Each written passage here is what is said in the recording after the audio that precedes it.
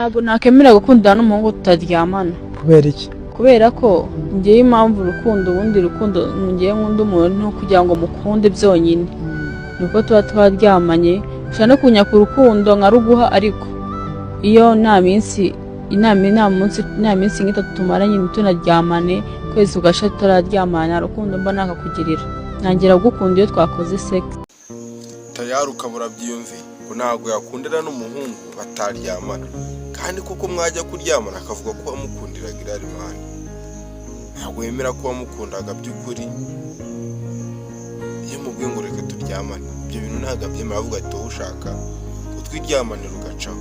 None uyu nawe ntabwo yakundana n'umuhungu bataryamanye. Ese ubwo kuko ibyo tuzamenya tuzabifata gute?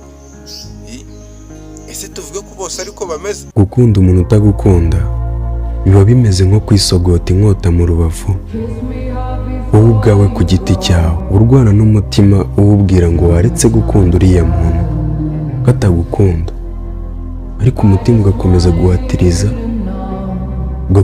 guhatiriza. Birababaza cyane gukunda umuntu utakwitayeho, ndetse bikaryana kurushaho iyo kumwikura mu bikunaniye, ugahora umutekerezaho, ugakora igishoboka cyose